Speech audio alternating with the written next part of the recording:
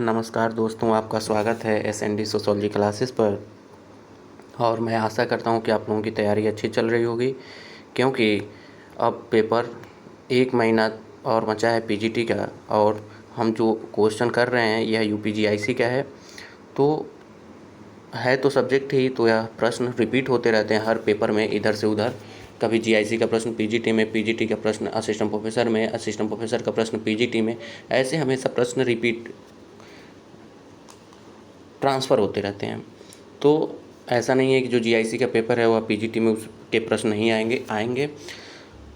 तो हम लोग 2015 का पेपर देख रहे हैं, जिसमें 3 पार्ट हम लोग देख चुके हैं। और आज हम देखेंगे इसका चौथा पार्ट, जो आज का लास्ट पार्ट होगा। तो इसमें हम लोग 30 प्रश्नों को देखेंगे। आज का प्रश्न होगा 121वां प्रश्न होगा। यह यूपी पीजीटी, यूपीजीआईसी, यूजीसी नेट में भी कुछ कॉन्सेप्ट पे काम आ सकता है, लेकिन यूजीसी नेट में इस तरह के प्रश्न नहीं आते हैं। और यूपी जीडीसी असिस्टेंट प्रोफेसर जो भर्ती आई है, उसके साथ ही BR 4.0 झारखंड जेएसएससी द्वारा समाजशास्त्र का जो पेपर कराया जाएगा, उसके लिए भी यह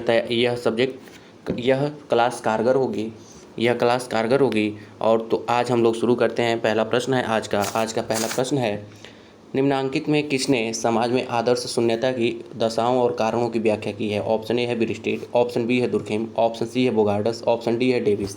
तो इसमें ऑप्शन बी सही है, दुर्खिम जो है उन्होंने समाज में आदर्श शून्यता एनोमी की अवधारणा सर्वप्रथम दी थी। अगर मर्टन होंगे तो मर्टन वही इसमें सही होगा।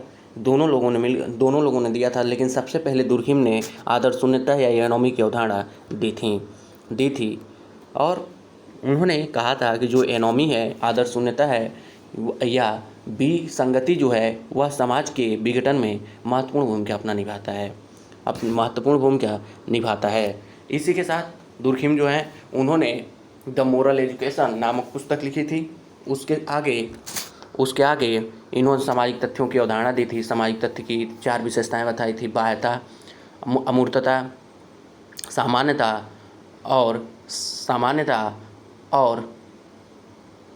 बाह्यता, बाध्यता, सामान्यता और अमूर्तता।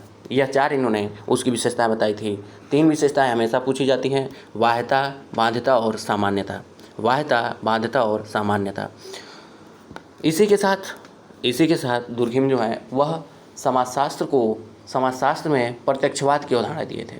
जो प्रत्यक्षवाद की अवधारणा कांट ने दिया था, उसको आगे बढ़ाने का काम दुर्खिम ने किया था। दुर्खिम को वैज्ञानिक प्रत्यक्षवाद का जनक माना जाता है। आगे हम देखते हैं, दूसरा प्रश्न है आज का, समाजशास्त्र के जनक के रूप में कौन जाने जाते हैं? ऑप्शन ए है पार्सन्स, ऑप्शन बी है कांट, ऑप्शन सी है बोगार्डस, ऑप्शन डी है मर्टन। तो इसमें ऑप्शन बी सही है, कांट जो है वह समाजशास्त्र के जनक माने जाते हैं, क्योंकि आप भी जानते हैं कि समाजशास्त्र जो है उस शब्द का सर्वप्रथम प्रयोग 1838 में अगस्त्याम द्वारा किया गया था। लेकिन उससे पहले 1822 में उन्होंने सोशल फिजिक्स नाम रखा था। समाजशास्त्र का सबसे पहले नाम सोशल फिजिक्स रखा था। और जो अगस्त्याम है वह प्रत्यक्षवाद या प्रत्यक्षवादी दर्शन के जन्मदाता भी माने जाते हैं। अगस्त्याम की कुछ प्रमुख पुस्तकें, जैसे पॉजिटिव फिलॉसफी, यह 6 खंडों में प्रकाशित हुई थी 1830 से 42 के बीच। उसके बाद दूसरी इनकी पुस्तक थी पॉजिटिव पॉलिटी, यह 4 खंडों में प्रकाशित हुई थी 1851 से 54 तक। उसके बाद कैटेसिज्म एंड पॉजिटिविज्म, यह 52 में पुस्तक लिखी गई थी। 1854 में पुस्तक लिखी गई थी। उसके बाद एजुकेशन एंड सोसाइटी एक पुस्तक थी उनकी, और मोरल एजुकेशन भी एक इनकी शायद पुस्तक थी। तो इन्होंने 5 पुस्तकें लिखी थी। उसके बाद इन्होंने विज्ञानों का संस्करण दिया था। उसके साथ ही यह समाज के उद्विकास के 3 स्तरों की बात करते हैं: धार्मिक, काल्पनिक, धार्मिक और धार्मिक, तात्विक एवं प्रत्यक्षवादी। धार्मिक, तात्विक एवं प्रत्यक्षवादी, यह 3 चरण की बात करते हैं। समाज के विकास के 3 चरण की बात करते हैं। अगला प्रश्न देखते हैं। अगला प्रश्न है, समाजशास्त्र का अध्ययन भारत में सर्वप्रथम कहाँ प्रारंभ हुआ? ऑप्शन ए है दिल्ली, ऑप्शन बी है लखनऊ, ऑप्शन सी है मुंबई, ऑप्शन डी है कलकत्ता। तो इसमें ऑप्शन सी सही है, मुंबई। मुंबई में 1914 में इस सब्जेक्ट को लाया गया और 1914 में अर्थशास्त्र विषय के साथ यह प्रारंभ हुआ, लेकिन 1919 में पैट्रिक गिट्स की अध्यक्षता में एक पृथक विभाग एवं विषय के रूप में इसकी पढ़ाई शुरू हुई एवं 1917 में विजेंद्रनाथ सील के प्रयासों से कलकत्ता विश्वविद्यालय तथा 1921 में लखनऊ विश्वविद्यालय में अर्थशास्त्र के अंतर्गत राधा कमल मुखर्जी की अध्यक्षता में इस विषय को मान्यता दी गई। 1928 में मैसूर, 1939 में पूना विश्वविद्यालय में श्रीमती रावती कर्वे की अध्यक्षता में इस विभाग की स्थापना की गई थी। उसके बाद जो पैट्रिक गिट्स हैं वह भारत में समाजशास्त्र के जनक हैं और भारतीय समाजशास्त्र के जनक जीएस घुरिये को माना जाता है, क्योंकि पैट्रिक गिट्स जब समाजशास्त्र विभाग के मुंबई विश्वविद्यालय में जब विभागाध्यक्ष थे, उसके बाद अगर किसी को विभागाध्यक्ष बनाया गया था तो वह थे जीएस घुरिये और पैट्रिक गिट्स के ही शिष्य थे जीएस घुरिये। आगे पीएचडी के लिए इन्होंने जो अपनी थीसिस जो इन्होंने लिखी उसके लिए यह रिवर्स के पास और इस हेडन के पास यह चले गए थे। आगे हम देखते हैं। अगला प्रश्न है, अब व्हाट इज सोशोलॉजी नामक पुस्तक के लेखक कौन है? ऑप्शन ए है मैक्स वेबर, ऑप्शन बी है मैकआइवर, ऑप्शन सी है एलेक्स इंकल्स, ऑप्शन डी है डेविस। तो इसमें ऑप्शन सी सही है, एलेक्स इंकल्स। एलेक्स इंकल्स ने व्हाट इज सोशोलॉजी नामक पुस्तक लिखी थी एवं सबसे पहले समाजशास्त्र की विषय वस्तु का निर्धारण एलेक्स इंकल्स द्वारा ही किया गया था। इन्होंने 3 पथों की बात की। इन्होंने विषय वस्तु के निर्धारण के लिए 3 पथ बताए, विश्लेषणात्मक, विवरणात्मक और आलोचनात्मक 3 पथों की बात इन्होंने कही थी। आगे हम देखते हैं। अगला प्रश्न है, निम्नांकित में से कौन एक सामाजिक समूह के निर्माण में आवश्यक तत्व है? निम्नांकित में से कौन एक सामाजिक समूह के निर्माण में आवश्यक तत्व है? ऑप्शन ए है प्रयोग, ऑप्शन बी है अवलोकन, ऑप्शन सी है अंतःक्रिया, ऑप्शन डी है खोज। तो इसमें ऑप्शन सी सही है, अंतःक्रिया। जब 2 या 2 से अधिक व्यक्ति पारस्परिक रूप से एक दूसरे को प्रभावित करते हैं तथा किन्हीं सामान्य हितों के लिए एक दूसरे के साथ अर्थपूर्ण अंतःक्रिया के द्वारा संबंध स्थापित करते हैं तो एक समूह का निर्माण होता है। उसमें अंतःक्रिया का मतलब है एक दूसरे से बातचीत करके और एक समूह का निर्माण किया जाता है। आगे हम देखते हैं। अगला प्रश्न है, समाजशास्त्र के जनक किस देश में पैदा हुए? ऑप्शन ए है इंग्लैंड, ऑप्शन बी है यूएसए, ऑप्शन सी है भारत, ऑप्शन डी है फ्रांस। तो इसमें ऑप्शन डी सही है, फ्रांस। फ्रांस में अगस्त्य का जन्म हुआ, मॉन्टपेलियर शहर में हुआ था। वह डेट था जनवरी 1798 में अगस्त्य का फ्रांस में के मॉन्टपेलियर में जन्म हुआ। तो सोशोलॉजी जो शब्द है वह लैटिन भाषा के सोशिया तथा ग्रीक भाषा के लोगोस शब्द से बना है, जिसका अर्थ होता है समाज का विज्ञान। फ्रांसीसी समाजशास्त्री अगस्त्य जिन्हें समाजशास्त्र का जनक कहा जाता है, इनका जन्म फ्रांस में हुआ था। आगे हम देखते हैं। अभी हम अगस्त्य के बारे में लगभग चीज़ें हम बता चुके हैं। अगला हम प्रश्न देखते हैं, निम्नांकित में किसका नाम समाजशास्त्र के स्वरूपात्मक संप्रदाय से जुड़ा है? ऑप्शन ए है दुर्केम, ऑप्शन बी है सोरोकिन, ऑप्शन सी है हाबाउस, ऑप्शन डी है सीमेल। तो इसमें ऑप्शन डी सही है, सीमेल। जो सीमेल है वह समाजशास्त्र के स्वरूपात्मक संप्रदाय से जुड़े हुए व्यक्ति हैं। बाकी एक समन्वयात्मक संप्रदाय आएगा, उसमें दुर्केम, हाबाउस, सोरोकिन इन सब नामों का प्रयोग होता है। सीमेल वाले में पार्क बर्गेस, मैकआइवर, ये जो नाम है वह सब स्वरूपात्मक संप्रदाय में आते हैं। अब हम देखते हैं कि स्वरूपात्मक संप्रदाय है क्या। समाजशास्त्र के स्वरूपात्मक संप्रदाय अथवा विशिष्टात्मक संप्रदाय के प्रतिपादक सीमेल हैं। अन्य समर्थकों में मैक्स वेबर, वान विज टानिज, वीरकांत स्मॉल, रास, park and Burgess, Bogle, Leopold आदि प्रमुख हैं। इसे विशेषात्मक या जर्मन औपचारिक संप्रदाय भी कहते हैं। यह संप्रदाय इस धारणा पर आधारित है कि समाजशास्त्र एक विशेष विज्ञान है। ठीक इसके उलट समाजशास्त्र का जो दूसरा संप्रदाय था वह था समन्वयात्मक संप्रदाय। जो समन्वयात्मक संप्रदाय था उसके जनक उसके जनक जो हैं वह माने जाते हैं इस वो हाबाउस। उसमें दुर्खीम, सोरोकिन और एल्टी हाबाउस का नाम आता है। उसका मतलब था, इन लोगों का तात्पर्य था, जैसे दुर्खीम ने कहा था कि समाजशास्त्र एक सामान्य विज्ञान है, समाजशास्त्र एक सामान्य विज्ञान है, लेकिन जो स्वरूपात्मक संप्रदाय या विशेषात्मक संप्रदाय था वह कहा था कि समाजशास्त्र एक विशेष विज्ञान है। तो समाजशास्त्र के जो दो संप्रदाय, स्वरूपात्मक संप्रदाय और समन्वयात्मक संप्रदाय हैं। आगे हम प्रश्न देखते हैं। अगला प्रश्न है,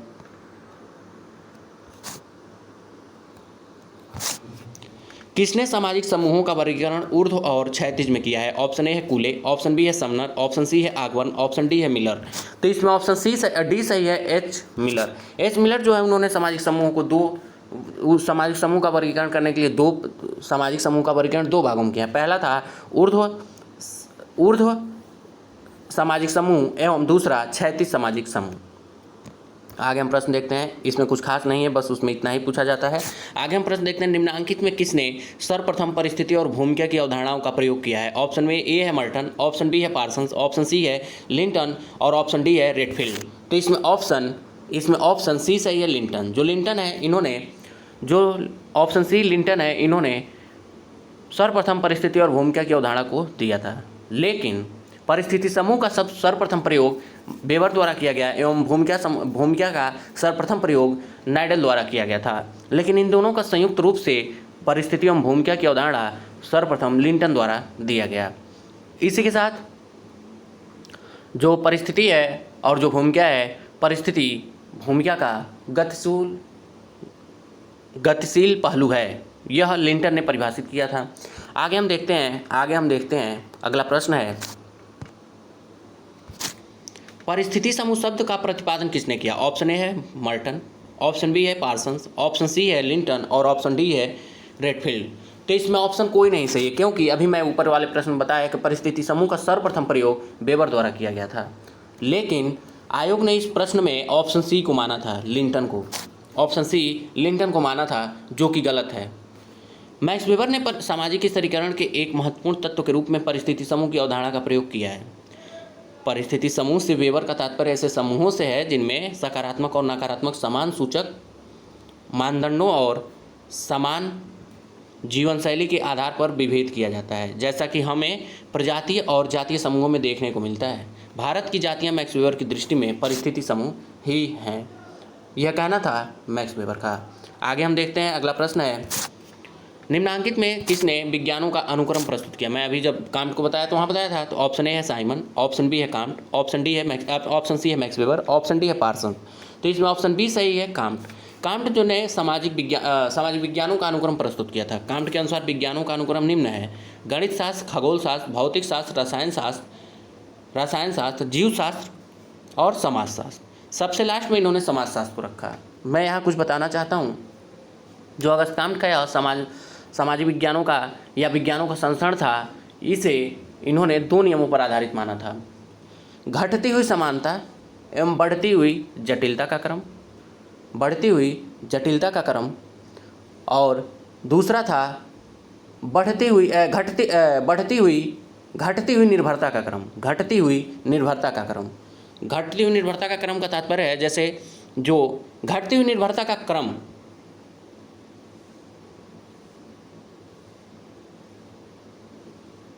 बढ़ती हुई निर्भरता का क्रम, घटती हुई समानता एवं बढ़ती हुई जटिलता का नियम, यह दोनों है। तो बढ़ती हुई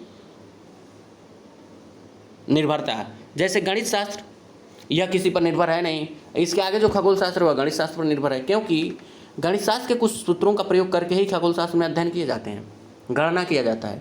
इसके आगे जब भौतिक शास्त्र की बात आएगी तो वह खगोल शास्त्र और गणित शास्त्र पर निर्भर है, इसलिए निर्भरता घट रही है।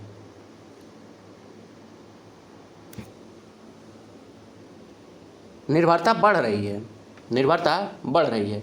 और घटती हुई समानता का तात्पर्य है जो गणित शास्त्र सबसे समान है, क्योंकि यह किसी से उधार कुछ लिया ही नहीं है। खगोल शास्त्र कम समानता रखता है। इस तरह से जो समाजशास्त्र है वह सबसे निर्भर विज्ञान एवं समानता में सबसे कम समानता रखने वाला विज्ञान समाजशास्त्री है। अगस्त काम्ट द्वारा ने यह कहा था। अगला हम प्रश्न देखते हैं।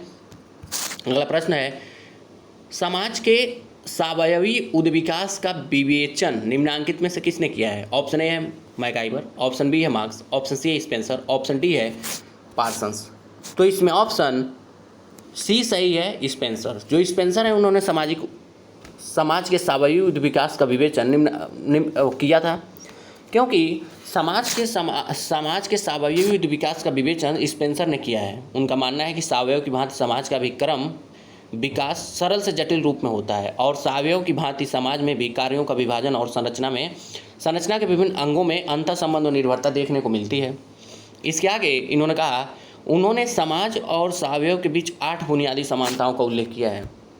8 बुनियादी समानताओं का उल्लेख किया है।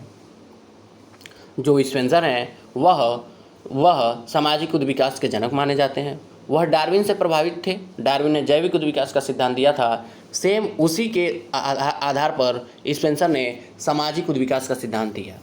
एवं जो स्पेंसर है वह उद्विकास के सिद्धांत के जनक माने जाते हैं, सामाजिक उद्विकास के जनक माने जाते हैं। मैं बताया ही।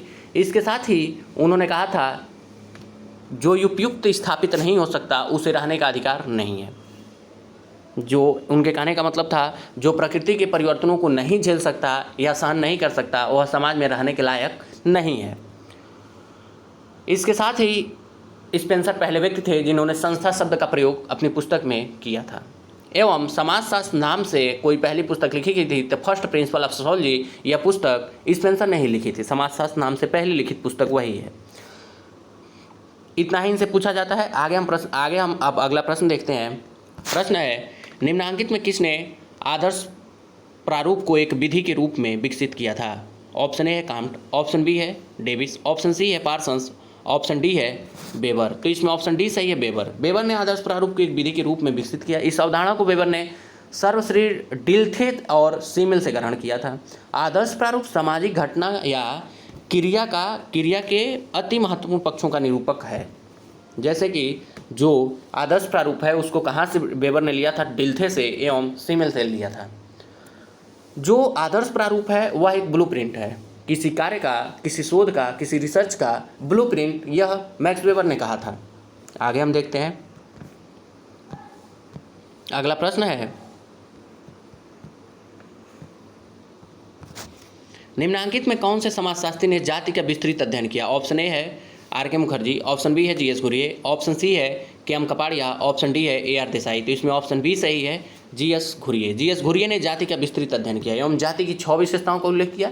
जाति को इन्होंने परिभाषित नहीं किया एवं जाति के बारे में इन्होंने कहा था कि जाति इंडो आर्यन संस्कृति का ब्राह्मणिक संतान है एवं इसका जन्म गंगा यमुना के मैदानों में हुआ एवं यहीं से यह पूरे भारत में विस्तृत हुई है। अगला हम प्रश्न देखते हैं। प्रश्न है, निम्नांकित में कौन घटना विज्ञान के अध्ययन से संबंध है? ऑप्शन ए हुसरल, ऑप्शन बी है कूले, ऑप्शन सी है मार्क्स, ऑप्शन डी है मैकाइवर। तो इसमें ऑप्शन ए सही है, हसरेल। एडमंड हसरेल को प्रघटनाशास्त्रीय दर्शन का जनक माना जाता है। यह उस प्रक्रिया के जानने पर बल देता है यह उस प्रक्रिया के जानने पर बल देता है जिसके द्वारा व्यक्ति अपनी चेतना के आधार पर वस्तुओं घटनाओं को अर्थ देता है। इसके बाद आगे हम देखें, अगर सामाजिक घटना विज्ञान की बात करें तो समाजशास्त्र में किसका देन था? तो वह था शुट्ज का, अल्फ्रेड शुट्ज का। आगे हम प्रश्न देखते हैं। अगला प्रश्न है, निम्नांकित में कौन से समाजशास्त्री का संबंध प्रकारवाद के अध्ययन से जुड़ा हुआ है? ऑप्शन ए है काम्ट, ऑप्शन बी है पेरेटो, ऑप्शन सी है मर्टन, ऑप्शन डी है बोगार्डस। तो इसमें ऑप्शन सी सही है, मर्टन। मर्टन का संबंध प्रकारवाद के अध्ययन से जुड़ा है क्योंकि मर्टन ने प्रकारवाद विश्लेषण को देते हुए 4 प्रकार की विशेषताएं बताई थी। पहला था प्रकार, दूसरा दुष्प्रकार, तीसरा प्रकट प्रकार, चौथा था अंतर्निहित प्रकार। इसके साथ ही इन्होंने प्रकार्यात्मक विश्लेषण के संदर्भ में प्रकार्यवाद का सूत्र भी इन्होंने प्रतिपादित किया था, जो प्रकार, अप्रकार, दुष्प्रकार, प्रकट प्रकार, अप्रकट प्रकार, इस तरह इन्होंने कुछ अवधारणाओं को भी दिया था। आगे हम प्रश्न देखते हैं। अगला प्रश्न है, निम्नांकित में से लोक विधि विज्ञान का प्रणेता कौन है? ऑप्शन ए है मैकाइवर, ऑप्शन बी है कूले, ऑप्शन सी है पार्सन, ऑप्शन डी है गारफिंकल। तो इसमें ऑप्शन डी सही है, गारफिंकल। लोक विधि विज्ञान, जिसे एथनोमेथोलॉजी का प्रणेता माना जाता है, वह है गारफिंकल। इस उपागम का मुख्य उद्देश्य विधियों का पता लगाना रहा है जो व्यक्ति प्रतिदिन के जीवन में अपनी क्रियाओं का विवेचना करने तथा उसका अर्थ ढूंढने में किया करते हैं। गारफिंकल का कहना था कि जो प्रतिदिन जीवन में घटनाएं घटित होती हैं या क्रियाएं या हम जो भी मेल मिलाप किसी से करते हैं उसमें उसका क्या अर्थ है, जो अंतःक्रिया हम करते हैं उसका क्या अर्थ है, इसी का अध्ययन एथनोमेथोलॉजी कहलाता है। यह कहना था गारफिंकल का। अगला प्रश्न देखते हैं। प्रश्न है, निम्नांकित में से कौन विनिमय सिद्धांत से संबद्ध है? ऑप्शन ए है सीमेल, ऑप्शन बी है George Herbert Mead, option C है जॉर्ज होमस और ऑप्शन डी है जॉर्ज लुंडबर्ग। तो इसमें ऑप्शन सी सही है, जॉर्ज होमस। विनिमय सिद्धांत जॉर्ज होमस द्वारा प्रतिपादित अंतःक्रिया की अवधारणा पर आधारित है जो मानव व्यवहार को प्रभावित करने वाले परितोषकों और क्षेत्रियों को केंद्रीय महत्व देता है। विनिमय सिद्धांत से फ्रेजर, मार्शल मॉस, मैलोवस्की, यह सभी लोग जुड़े हैं, लेकिन होमस ने विनिमय सिद्धांत को सबसे पहले दिया था। मैलोवस्की ने विनिमय सिद्धांत को मनोवैज्ञानिक विनिमय का सिद्धांत कहा था। आगे हम देखते हैं। अगला प्रश्न है, निम्नांकित में कौन प्रतीकात्मक अंतःक्रियावाद के अध्ययन से संबद्ध है? ऑप्शन ए है कांट, ऑप्शन बी है स्पेंसर, ऑप्शन सी है मार्क्स, ऑप्शन डी है ब्लूमर। तो इसमें ऑप्शन डी सही है, ब्लूमर प्रतीकात्मक अंतःक्रियावाद के अध्ययन से संबद्ध हैं। इनके अनुसार क्रियाएं दो प्रकार की होती हैं, सामान्य विशिष्ट मुद्राओं वाली स्वतः स्फूर्त क्रियाएं तथा विशेषार्थी मुद्राओं वाली वैसी क्रियाएं, अनुक्रियाएं जो उत्तेजना पर उद्दीपनों की व्याख्या पर आधारित होती हैं। यह कहना था ब्लूमर का। ब्लूमर जो है वह जॉर्ज हर्बर्ट मीड के शिष्य थे।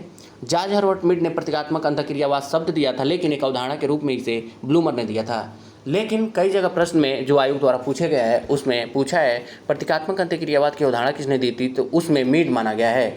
तो क्योंकि इसका एग्जैक्ट कोई अभी प्रूफ नहीं है, क्योंकि अपने जीवन काल में मीड ने कोई पुस्तक नहीं लिखी, इसलिए अवधारणा के रूप में उनको मान्यता नहीं दी जा सकती। लेकिन जो माइंड सेल्फ एंड सोसाइटी पुस्तक लिखी गई वह उनके शिष्यों ने उनके नाम से ही प्रकाशित की, इसलिए हमको लगता है कि आयोग उस प्रश्न को मीड द्वारा ही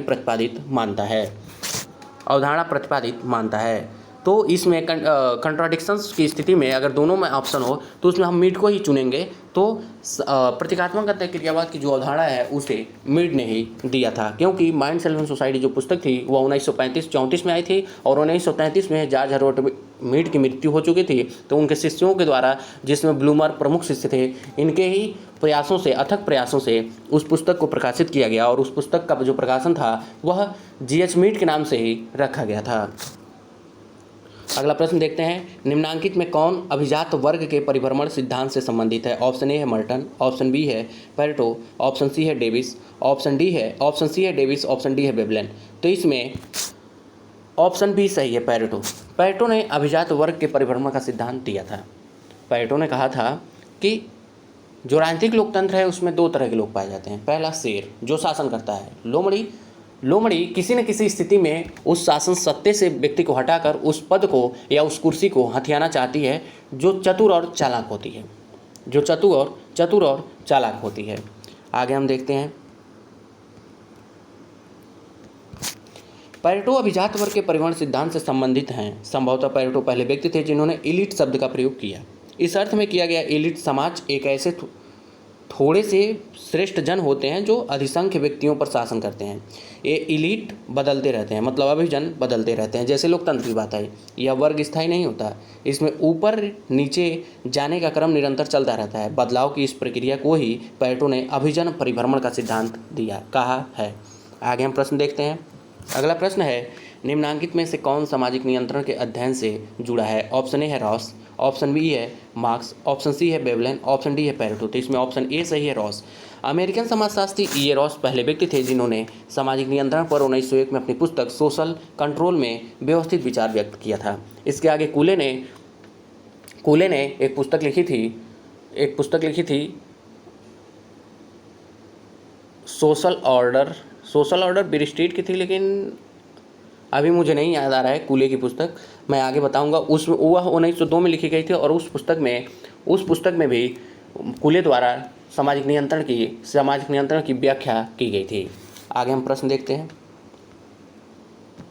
प्रश्न है, निम्नांकित भारतीय समाजशास्त्रियों में किसने विवाह और परिवार का सघन अध्ययन किया है? ऑप्शन ए है घुरिये, ऑप्शन बी है के.एम. कपाड़िया, ऑप्शन सी है देसाई, ऑप्शन डी है योगेंद्र सिंह। तो इसमें ऑप्शन बी सही है, के.एम. कपाड़िया। के.एम. कपाड़िया ने विवाह और परिवार का सघन अध्ययन किया था भारत में। अगला प्रश्न देखते हैं, निम्नांकित में से किसने लघु और बृहद परंपराओं का अध्ययन किया? ऑप्शन ए है श्रीनिवास, ऑप्शन बी है योगेंद्र सिंह, ऑप्शन सी है मैकी मेरियट, ऑप्शन डी है एस.सी. दुबे। तो इसमें ऑप्शन सी सही है, मैकी मेरियट, क्योंकि यह लघु परंपरा एवं बृहद परंपराओं का सर्वप्रथम प्रयोग रेडफील्ड द्वारा किया गया था मैक्सिको का टेपोजलान गांव का अध्ययन करने के बाद। लेकिन उसको भारत में मैकी मेरियट ने किशनगढ़ी गांव का जब अध्ययन किया तो उसमें इसका नाम बदलकर सार्वभौमिकरण, जिसे बृहद परंपरा एवं स्थानीयकरण लघु परंपरा के रूप में इन्होंने वर्णित किया था। आगे हम देखते हैं, इसमें मैकी मेरियट ने लघु एवं बृहद परंपराओं का अध्ययन किया है। इनके अनुसार कृषक समाज के स्तर पर लघु परंपराएं और नगरीय समाज के स्तर पर बृहद परंपराएं पाई जाती हैं। इन दोनों परंपराओं में निरंतर अंतःक्रिया चलती रहती है।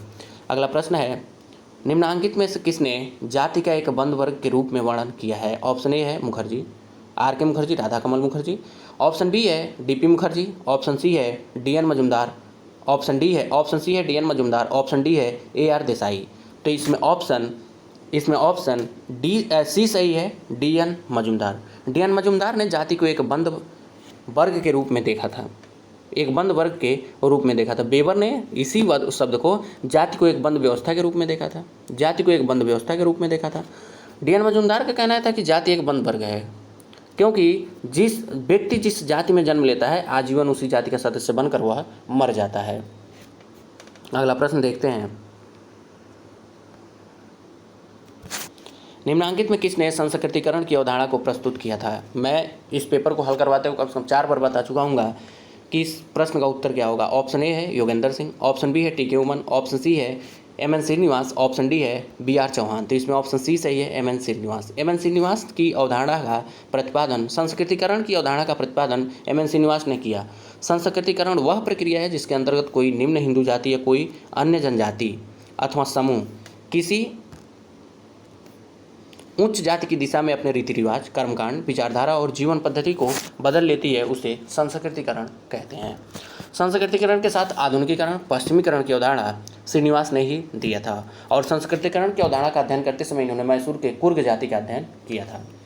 कुर्ग जाति के जो संयुक्त परिवार होता है उसे ओक्का कहते हैं।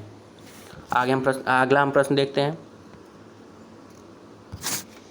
निम्नांकित में किनशिप ऑर्गेनाइजेशन इन इंडिया के लेखक कौन है? ऑप्शन ए है वाई.बी. दामले, ये गलत लिखा है, वाई.बी. दामले। ऑप्शन बी है इरावती कर्वे, ऑप्शन सी है ए.आर. देसाई, ऑप्शन डी है के.एम. कपाड़िया। तो इसमें ऑप्शन डी सही होगा, के.एम. कपाड़िया।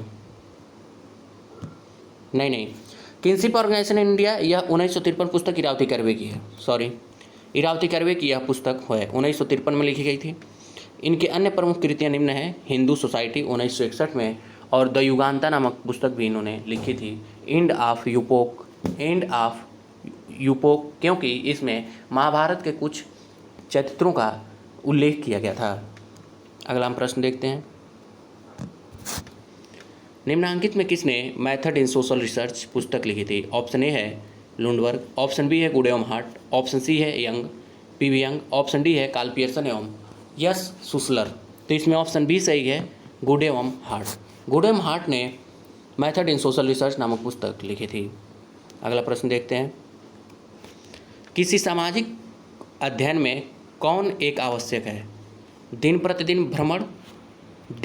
भ्रमण, ऑप्शन बी है अध्ययन क्षेत्र और निदर्शन, ऑप्शन सी है वाटिका और बागीचे, ऑप्शन डी है नदी क्षेत्रों का दौरा। तो इसमें ऑप्शन बी सही है, अध्ययन क्षेत्र और निदर्शन का चयन करके ही सामाजिक अध्ययन किया जा सकता है, यह बहुत आवश्यक है। नदी घूमने से तो कोई दिन प्रतिदिन भ्रमण करने से कोई मतलब नहीं है, इससे बहुत लोग घूमते रहते हैं, तो क्या वो सामाजिक अध्ययन नहीं कर रहे हैं? नदी क्षेत्रों का हम दौरा क्यों करें? नदी क्षेत्रों का अध्ययन थोड़ा और वाटिका और बागीचे क्यों घूमें? क्योंकि अगर सामाजिक अध्ययन करना है तो लोगों के बीच रह के करना होगा। अगला प्रश्न है,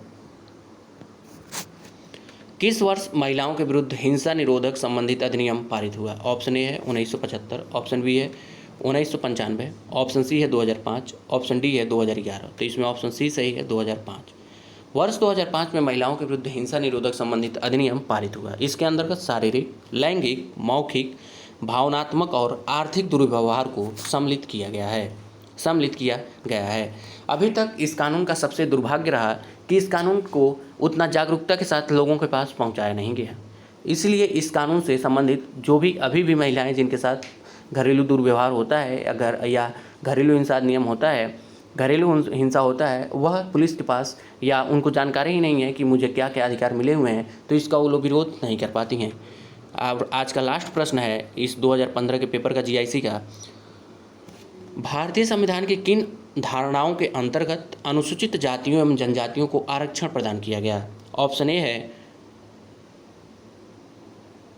21-22, अनुच्छेद बी है ऑप्शन बी है अनुच्छेद 15(4) और 16(4) में, ऑप्शन सी है 38(1) और 39(2) में, और ऑप्शन डी है 40 और 44 में। इसमें से मुझे लग रहा है कोई भी इसमें से ऑप्शन सही नहीं है, क्योंकि अभी हम देखते हैं भारतीय संविधान के अनुच्छेद 330, 332 में क्रमशः लोकसभा एवं विधानसभा में अनुसूचित जातियों और अनुसूचित जनजातियों के लिए सीटों का आरक्षण का प्रावधान किया गया है। इसी के साथ 335 में सरकारी नौकरियों में आरक्षण की बात कही गई है। लेकिन जो अनुच्छेद 21 है प्राण एवं दैहिक स्वतंत्रता का संरक्षण है। अनुच्छेद जो 22 है कुछ दशाओं में गिरफ्तारी व निषेध से संरक्षण है। अनुच्छेद 15(4) है सामाजिक एवं शैक्षणिक रूप से पिछड़े वर्गों के लिए उपबंध है। इसमें कहीं अनुसूचित जाति एवं जनजाति के लिए उपबंध नहीं लिखा गया है। अगला है अनुच्छेद 16(4) में है सभी पिछड़े वर्ग के पक्ष में नियुक्तियों एवं पदों के आरक्षण हेतु प्रावधान किया गया है। अनुच्छेद 38(1) है लोक कल्याण की समृद्धि या वृद्धि के लिए सामाजिक व्यवस्था। अनुच्छेद 39(2) है राज्य द्वारा समुदाय के भौतिक संसाधनों का स्वामित्व, नियंत्रण एवं वितरण। अनुच्छेद 40 है ग्राम पंचायतों का गठन। और अनुच्छेद जो 44 है वह है नागरिकों के लिए एक समान सिविल संहिता। कहीं भी इसमें अनुसूचित जाति एवं जनजाति का उल्लेख नहीं किया गया है। आज की क्लास हम लोग यहीं रोकते हैं और इस लास्ट वाले प्रश्न का कोई ऑप्शन उसमें सही नहीं है। इसी के साथ हम लोग इस क्लास को यहीं रोकते हैं और आप लोगों से विनम्र निवेदन है कि आप लोग क्लास को लाइक, शेयर एंड सब्सक्राइब जरूर करें और जो भी त्रुटियां हुई हो कमेंट के माध्यम से मुझे ज़रूर बताएं। पूरा क्लास देखने के लिए बहुत बहुत धन्यवाद।